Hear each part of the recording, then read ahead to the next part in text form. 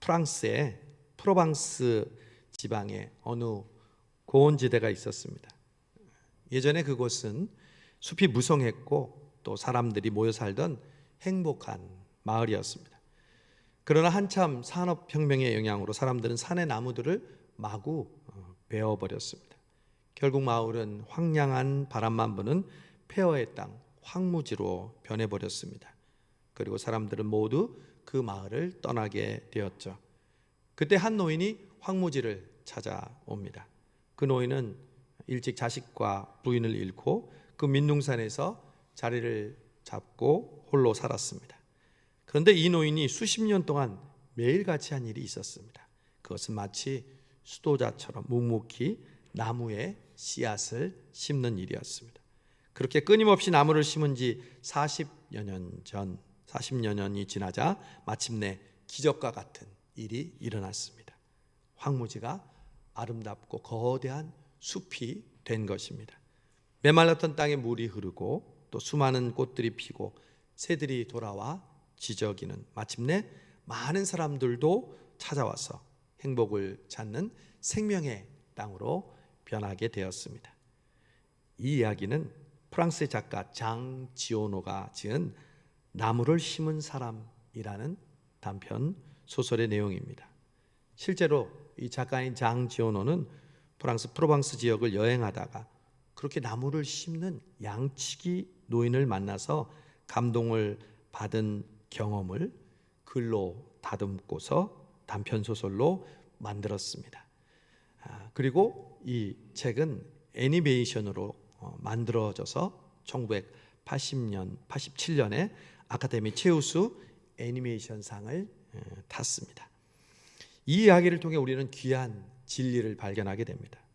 위대한 사람은 큰 권력을 가진 사람도, 재산을 많이 쌓은 사람도, 또 이름을 떨치며 인기를 누리는 사람도 아님을 알게 됩니다. 진짜 큰 사람은 높고 거룩한 뜻을 품고 이기심 없이 보상을 바라지 않고 비록 남이 알아주지 않을지라도 묵묵히 굽힘 없이 세상을 지키기 위해 한 그루의 나무의 씨앗을 심는 사람임을 알 수 있습니다. 오늘 설교의 주제는 열매입니다. 1월 한 달 동안 우리는 성수동교회의 4가지 비전을 차례로 묵상하고 있습니다.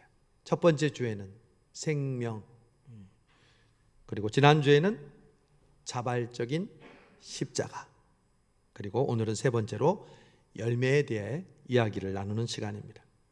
저는 성수동교회에 다니는 모든 분들이 언제 어디서나 이 비전을 이야기하고 설명할 수 있기를 바랍니다. 이 비전이 바로 120년 동안 하나님께서 성수동교회를 여기에 이르게 하신 이유이고 그토록 우리가 바라는 목적이요 꿈이기 때문에 그렇습니다. 비전은 계속 말하고 그리고 계속 이야기할 때 이루어집니다. 저는 앞으로 이 설교를 한 번만 하지 않을 것입니다. 계속해서 반복해서 할 것입니다. 저는 어느 날 설교를 준비하는데 나무에 대한 설교를 준비하고 있었습니다. 성경에 나오는 나무들이 어떤 나무들이 있는가 하나하나 살펴보면서 설교를 하고 있었는데 그 나무를 묵상하면서 너무 당연하지만 너무 귀한 교훈을 깨달았습니다. 이건 정말 책에서 보거나 인터넷에서 제가 발견한 그러한 내용이 아니었습니다. 그것은 지극히 당연하지만 그리고 지극히 저의 마음을 뜨겁게 하는 나무에 관련한 진리였습니다. 그것은 바로 나무는 열매를 먹지 않는다는 사실이었습니다. 사실 나무는 열매를 위해서 존재한다고 해도 과언이 아닙니다. 창세기에 오늘 우리가 읽은 말씀에도 하나님이 식물을 창조하실 때 씨 맺는 모든 채소와 씨 가진 열매 맺는 나무를 창조하셨다고 말씀합니다. 나무는 열매를 위해 양분과 물을 뿌리로부터 공급받습니다. 잎을 만들고 광합성을 합니다. 그리고 봄에 꽃을 피우는 이유도 사실은 꽃이 목적이 아니라 바로 열매를 만들기 위함입니다. 그래서 꽃이 나무에 붙어 있는 순간은 잠시뿐입니다. 나무는 무더운 여름을 지내고 가을에 결국 풍성한 열매를 맺습니다. 그리고 다음 해에 열매를 맺기 위해 그 무성한 나뭇잎을 떨어뜨립니다. 아마 이 세상에서 가장 부지런한 생물이 있다면 그건 나무일 것입니다. 겉으로 볼 때 나무는 아무것도 안 하고 혼자 제자리에 있는 것처럼 보이지만 사실 열매를 맺기 위해 조금도 쉬지 않고 열심히 일하고 있기 때문입니다. 그런데 문득 그런 나무에 대한 질문이 하나 떠올랐습니다. 그렇게 힘들게 고생해서 얻은 열매를 나무는 과연 어떻게 하는가? 여러분, 나무는 열매를 어떻게 하죠? 그렇게 죽도록 자기가 고생해서 얻은 노력의 대가라면 자신이 취하거나 혹은 자신을 위해 저장하는 게 당연한 것처럼 보입니다. 그런데 나무가 열매를 먹는다는 말을 여러분 들어보셨습니까? 나무가 열매를 다람쥐가 도토리를 저장하듯 자신을 위해 저장한다는 이야기를 들어보셨습니까? 사과나무가 사과를 먹습니까? 포도나무가 포도를 거름으로 다시 사용합니까? 아니요. 나무는 절대 자신이 맺은 열매를 자신이 먹지 않습니다. 열매의 혜택은 나무가 누리는 것이 아니라 오히려 엉뚱한 제3자가 누립니다. 열매와 전혀 무관한 들짐승이나 새들 그리고 사람들이 열매를 먹게 내버려 둡니다. 나무의 입장에서 본다면 얼마나 억울하고 바보 같은 짓입니까? 그런데 한 번도 아니고 매년 동안 그 짓을 계속하는 것이 나무입니다. 그러나 나무가 자기 열매를 먹지 않고 새나 들짐승에게 주는 이유는 깊은 뜻이 있습니다. 그것은 바로 나무의 생명이 퍼지고 번식하는 가장 효과적인 방법이기 때문에 그렇습니다. 어느새 그 열매를 먹은 새들이나 들짐승을 통해 수많은 자신의 후손들이 그 나무들이 바다를 넘기도 하고 주변의 산을 울창하게 하는 그 나무들로 가득 차기 때문입니다. 나무는 열매를 먹지 않는다는 이 단순한 진리가 저의 마음을 뜨겁게 했습니다. 그리고 이러한 나무의 모습이야말로 진정한 교회의 모습이요 진정한 크리스찬의 모습이라는 것을 알게 되었습니다. 이 세상을 살아가는 모든 사람들은 열매, 성공이라는 목표를 향해 살고 있습니다. 먹고 사는 문제, 건강, 자녀, 명예, 바로 그런 것들이 열매입니다. 그것은 믿는 사람이나 믿지 않는 사람이나 똑같이 추구하는 열매이기도 합니다. 사실 믿는 사람들도 대부분 이러한 열매를 잘 맺게 해달라고 신앙생활을 하고 있다고 해도 과언이 아닙니다. 경제적인 문제, 우리의 건강, 자녀들, 사회적인 성공을 열매로 알고 기도하고 애쓰고 노력합니다. 우리는 새벽부터 나가서 저녁까지 일을 합니다. 열매를 위해서입니다. 그러므로 믿지 않는 사람과 우리가 다른 점이 있다면 그것은 열매를 위해 사느냐 그렇지 않느냐가 아니라는 것입니다. 사실 모두 다 열매를 위해서 삽니다. 그러면 무엇이 그 둘을 구분합니까? 그것은 열매를 맺고 난 뒤에 행동이 구분합니다. 자신이 맺은 열매를 누가 먹느냐가 진짜 열매인지 아닌지를 결정한다는 것이죠. 내가 그 열매를 먹으면 그것은 열매가 아닙니다. 내가 아닌 다른 사람이 먹을 때 그것이 진정한 열매라는 것이죠. 그런 관점에서 볼 때 우리가 지금 추구하고 맺고 있는 열매는 열매일 수도 있고 열매가 아닐 수도 있습니다. 우리가 열심히 일해서 얻은 결과는 열매가 될 수도 있고 안 될 수도 있다는 것입니다. 물질의 축복, 자녀의 성공, 건강, 지식 모두가 그렇습니다. 교회도 마찬가지입니다.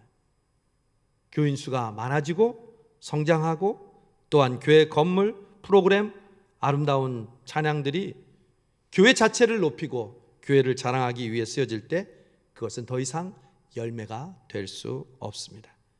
그러나 그러한 것들이 하나님과 이웃을 위해 열매로 쓰여질 때 비로소 그것은 진정한 열매가 되는 것이죠.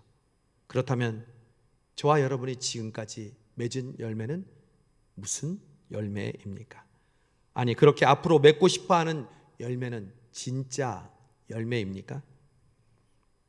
여러분, 천국문 앞에 가면 천국 가는 사람만 있는 것이 아니라 천국에 들어가지 못하는 사람도 있다고 예수님은 말씀합니다. 여러분, 천국 못 가는 사람은 물론 예수 믿지 않는 사람이죠. 그것은 당연한 거죠. 그러나 천국 가지 못하는 사람 가운데는 예수 믿지 않는 사람뿐만 아니라 예수님을 소위 잘 믿는다고 했던 사람들도 있다는 것을 예수님이 말씀하십니다. 여러분, 천국에 들어가지 못하는 무리들의 소리를 들어보십시오. 주여 주여, 우리가 주의 이름으로 선지자 노릇하며 주의 이름으로 귀신을 쫓으며 주의 이름으로 많은 권능을 행하지 아니하였나이까? 여러분, 이들은 예수님을 모르는 사람입니까? 아니요.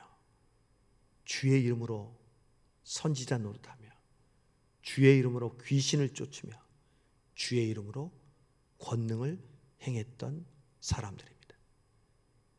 이들에게 예수님이 말씀하십니다.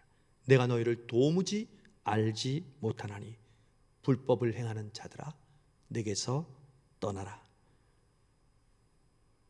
여러분, 주님을 너무 편하게 부르고 심지어 주님의 이름으로 선지자 노릇을 하고 교육자를 하고 직분을 가지고 봉사하고 귀신을 쫓고 권능을 행한다고 하여도 천국에 들어가지 못하는 사람들이 있습니다. 왜 그럴까요?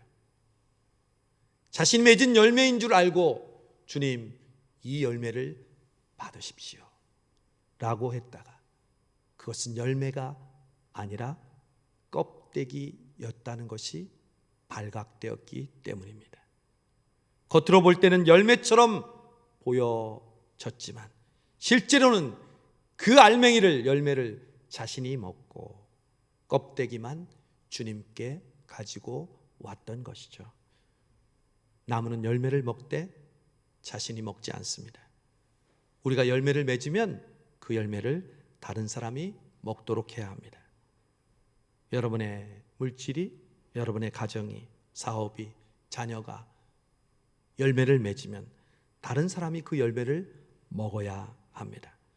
성수동교회가 열매 맺는 교회가 되려면 재개발을 통해서 교회가 아름답게 건축되고 교회 건물과 주차시설이 좋아지는 것보다 주변에 새가 와서 그 열매를 먹듯 주변에 믿지 않는 혹은 방황하는 영혼들이 우리 교회를 통해서 그 열매를 먹고 배부를 때 비로소 성수동교회는 건강하고 하나님께서 기뻐하시는 교회가 될 것입니다. 저는 2007년 5월에 미국에서 신학교에서 석사 과정을 공부했습니다. 저는 그때를 생각하면 아직도 기적 같습니다. 영어도 잘 못하고 또 영어로 공부할 수 있는 그런 여유로운 환경도 아니었습니다. 개척교회 목사였으니까요. 그런데 은혜 가운데 1년 반 만에 석사 공부를 마쳤습니다. 왜 하나님께서 부족한 저에게 이런 은혜를 베푸셨을까? 과분하기도 하고 의아해하기도 했습니다.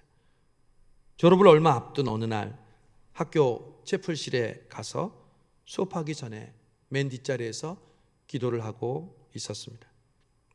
한국에서도 신대원에 다닐 때 공부하기가 너무 힘들어서 수업하기 전에 장신대 기도탑에 올라가 쪽방 기도실에서 잠깐 기도하던 생각이 나서 미국에서도 공부할 때 수업 시작하기 전에 예배당 뒤에서 기도하고 수업을 들었습니다. 이제 졸업을 바로 눈앞에 두고 그날도 잠깐 기도를 하고 앉았는데 그날 하나님께서 저를 공부시킨 이유를 가르쳐 주셨습니다. 정하나, 이 공부는 너를 위한 것이 아니야. 너의 가방끈을 길게 하기 위한 게 아니야. 이 공부는 나의 백성을 위한 공부다. 교회를 위해, 교인들을 위해 너를 공부시키는 거야. 저는 그때 선교학을 공부하고 있었습니다. 제 눈시울이 뜨거워졌습니다. 나를 위해 공부시키는 것이 아니라 내가 아닌 다른 사람을 위해 공부시킨다는 그 성령의 내적인 음성에 뜨거운 눈물이 흘렀습니다. 그리고 결코 학위라는 열매를 내가 먹지 않으리라 결심했습니다. 내 이력서에 한 줄을 늘리기 위해서 나를 공부시킨 것이 아니라는 것을 명심하고 또 명심하게 되었습니다. 그 뒤로 저는 선교에 전념하는 목회를 하게 되었습니다. 개척교회를 하면서도 매년 한 번 이상 남미로 단기 선교를 아이들과 함께 떠났습니다. 또 손성교회라는 성수홍교회 오기 전에 청년들과 1년에 2번 이상 단기 선교를 매해마다 갔습니다.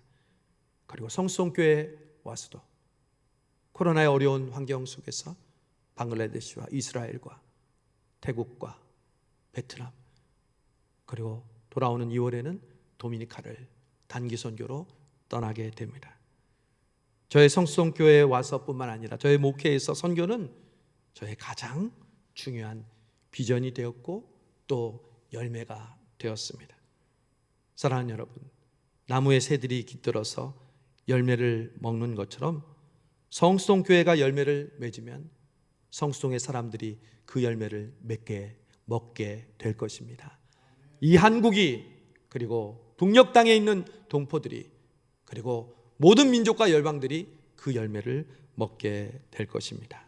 그래서 성수동교회 비전은 한마디로 표현하면 열매를 나누는 교회입니다.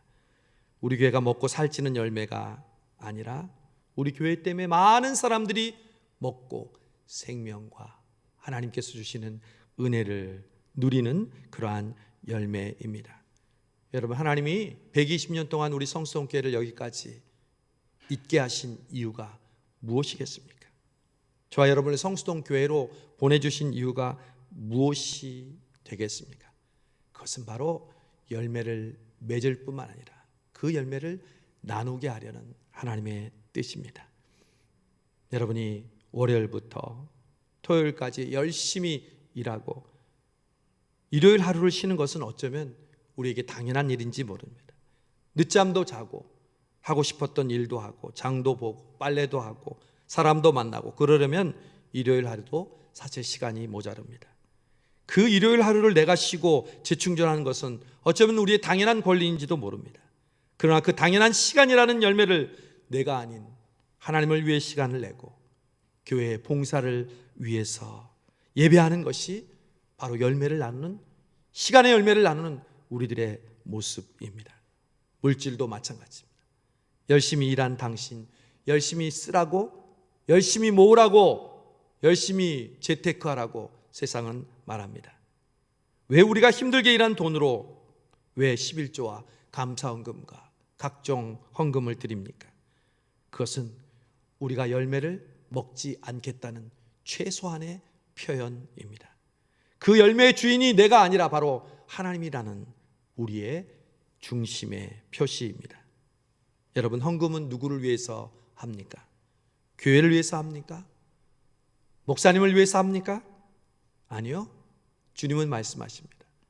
여러분 자신을 위해서 하는 것이 헌금입니다. 예수님은 하나님을 위하여 보물을 하늘에 쌓아두라고 말씀하지 않았습니다. 예수님은 너희를 위하여 보물을 하늘에 쌓아두라고 말씀하셨습니다. 우리는 하나님을 위해서 헌금합니다. 그러나 하나님은 그게 다 너희 거가 될 거야 라고 말씀하십니다. 저는 앞으로 계속해서 그런 의미에서 열매를 맺는, 열매를 나누는 일에 우리 성수동교회가 올해도 전심전력하기를 원합니다. 매월 사랑의 헌금을 통해서, 그리고 토요 사랑의 차 나눔을 통해서, 또한 바자회와 단기 선교회를 통해서 예수님의 마음으로 한 생명을 주께 전하기 위해 우리는 열매를 나누고 또 나눠야 할 것입니다. 우리는 9개의 해외 선교와 3곳의 국내 선교로 열매를 나누고 있습니다.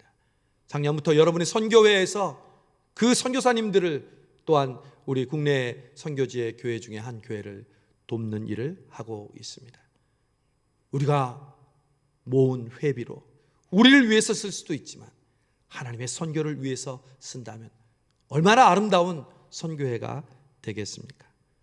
저에게는 꿈이 있습니다. 성수동교회가 열매를 나누는 교회가 되는 꿈입니다. 수많은 영혼들이 성수동교회에 찾아와 그 열매를 먹고 복음의 씨앗을 만방에 심어서 또 다른 나무들이 심겨지는 꿈입니다. 저뿐만 아니라 여기는 저와 여러분의 꿈이기도 합니다. 하나님은 2026년 이 새해를 통해서 그 꿈을 반드시 이루게 해주시고 이 성찬 예식을 통해서 주님의 보혈과 주님의 놀라운 그 말씀의 능력이 우리의 삶을 통해서 땅끝까지 전파되기를 주님의 이름으로 간절히 축복합니다. 하나님 아버지 감사합니다. 이 새해 우리에게 주시는 비전을 하나님 하나하나씩 묵상하게 하시고 그 꿈을 이루시는 하나님을 바라보며 의지하게 해주심을 감사합니다. 2026년 성수동교회가 우리 성도들이 열매를 나누는 교회와 성도들 되게 해주시고 오늘 이 성찬 예식을 통하여 주님의 살과 피를 먹고 마심으로 그 보혈의 능력과 은혜를 나누는 우리 모든 성도들 되게 하여 주옵소서. 예수님의 이름으로 기도하옵나이다. 아멘.